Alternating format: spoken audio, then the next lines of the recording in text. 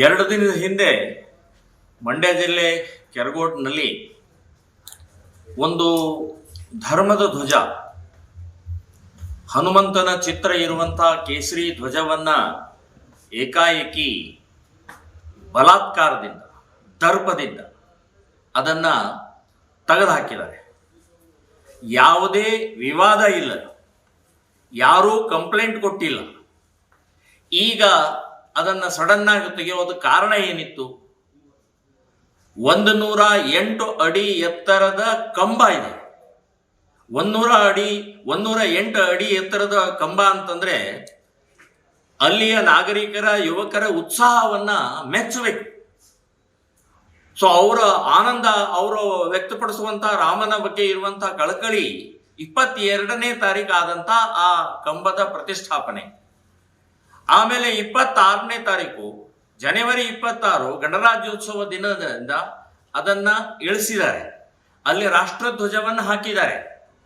So ಮರುದಿನ ಮತ್ತೆ ಅಲ್ಲಿ ಹನುಮನ ಧ್ವಜವನ್ನು ಹಾಕಿದ್ದಾರೆ. ಸೊ ಯಾರಿಗೂ ತೊಂದರೆ ಕೊಟ್ಟಿಲ್ಲ.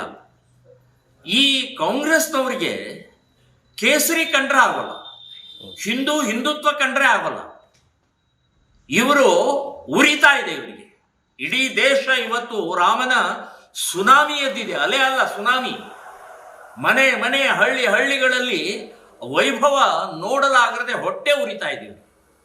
ಸೊ ಇದೇ ಕಾರಣದಿಂದ, ತುಷ್ಟೀಕರಣದ ಕಾರಣದಿಂದನೇ ಕೇಸರಿ ಅನ್ನುವಂಥದ್ದು ಯಾವುದೋ ವ್ಯಕ್ತಿದು, ಜಾತಿದು, ಧರ್ಮದ್ದು, ಪಕ್ಷದ್ದು ಅಲ್ಲ. ಇದು ಹಿಂದೂ ಧರ್ಮದ ಸಾವಿರಾರು ವರ್ಷದಿಂದ ಬಂದಂತ ಈ ಕೇಸರಿ ಪತಾಕೆಯ ನಿಮಗೇನು ತೊಂದರೆ ಕೊಡ್ತಾ ಇದೆ? ಯಾರಿಗೆ ತೊಂದರೆ ಕೊಡ್ತಾ ಇದೆ? ಅವ್ರಿಗೆ ಹೇಳ್ರಿ, ಅವ್ರಿಗೆ. ಸೊ ಯಾರೋ ಏನೋ ಮುಸ್ಲಿಂ ವ್ಯಕ್ತಿಗಳು ಏನಾದರೂ ಅಡ್ಡಿಪಡಿಸಿದ್ರೆ ಪಾಕಿಸ್ತಾನ ಅಲ್ಲ ಇದು, ಅಫ್ಘಾನಿಸ್ತಾನ ಅಲ್ಲ ಇದು, ಭಾರತ ಇದು, ಹಿಂದೂಸ್ತಾನ ಇದು.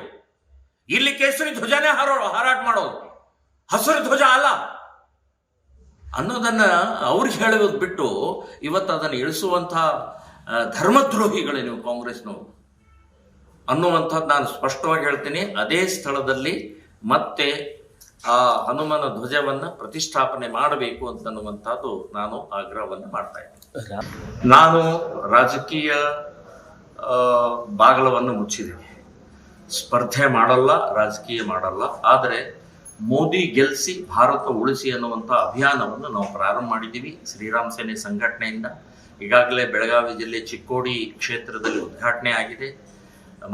ಸನ್ಮಾನ್ಯ ಈಶ್ವರಪ್ಪನವರು ಬಂದಿದ್ರು.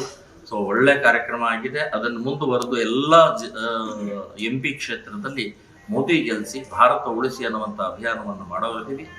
ಮೋದಿಯವರು ಗೆದ್ದರೆ, ಮೋದಿಯವರು ಪ್ರಧಾನಮಂತ್ರಿ ಆದ್ರೆ ಮಾತ್ರ ಈ ದೇಶ ಉಳಿಯುತ್ತೆ ಅಂತನ್ನುವಂಥದ್ದು ಪ್ರತಿಯೊಬ್ಬ ನಾಗರಿಕರು ಅರ್ಥಕೊಳ್ಳಬೇಕಾಗಿದೆ.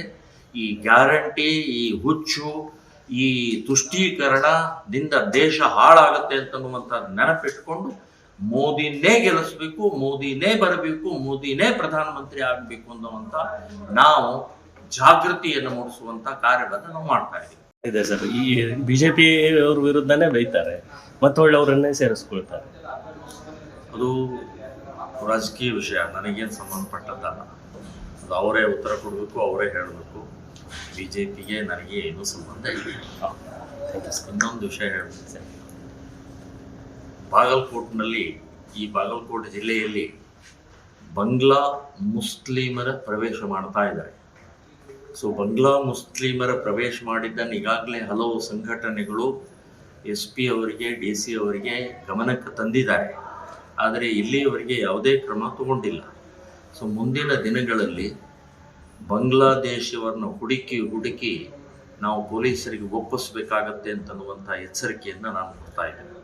ಸೊ ಇದು ಬಹಳ ಡೇಂಜರಸ್. ಇದು ಬರೀ SP, DC ಅಥವಾ ಇನ್ಯಾವುದೋ MLA MP ಗಳ ಪ್ರಶ್ನೆ ಅಲ್ಲ. ಇದು ಇಡೀ ಸಮಾಜದ ಪ್ರಶ್ನೆ ಇದೆ. ಅವ್ರು ಹೇಗೆ ಬರ್ತಾ ಇದ್ದಾರೆ, ಎಲ್ಲಿ ಬರ್ತಾ ಇದ್ದಾರೆ, ಅವ್ರ ID ಏನು, ಅವ್ರ ವೋಟರ್ ಕಾರ್ಡ್ ಏನು, ಅವ್ರು ಎಲ್ಲಿ ವಸತಿ ಮಾಡ್ತಾ ಇದ್ದಾರೆ, ಯಾರು ಆಶ್ರಯ ಕೊಡ್ತಾ ಇದ್ದಾರೆ, ಇದನ್ನೆಲ್ಲವನ್ನೂ ಕೂಡ ತಪಾಸಣೆ ಮಾಡಿ, ಪ್ರಕ್ರಿಯೆ ಮಾಡಿ ಅವ್ರನ್ನ ಒದ್ದು ಹೊರಗೆ ಹಾಕಬೇಕು ಅಂತ ಹೇಳ್ತೀನಿ. ನೀವು ಹಾಕಲಿಲ್ಲ ಅಂದ್ರೆ ನಮಗೆ ಗೊತ್ತು ದಾರಿ ಹೇಗೆ ಅವ್ರನ್ನ ಒದ್ದು ಹೊರಗೆ ಹಾಕೋದು. ಸೊ ಬಾಂಗ್ಲಾದೇಶಿ ಮುಸ್ಲಿಮರ ಪ್ರವೇಶ ಆಗಿದೆ, ಆಗ್ತಾ ಇದೆ. ಅಲ್ಲಿ ಎಲ್ಲೆಲ್ಲಿ ಇದ್ದಾರೆ ಅಂತನ್ನುವಂಥದ್ದು ಕೂಡ ಗೊತ್ತಿದೆ. ಸೊ ಅವರನ್ನು ನೀವು ಹದ್ದು ಬಸ್ನಲ್ಲಿ ಇಡಬೇಕು, ಅವರನ್ನು ಹೊರಗೆ ಹಾಕಬೇಕು ಅಂತನ್ನುವಂಥದ್ದು ಮಾತಾಡ್ತೀನಿ.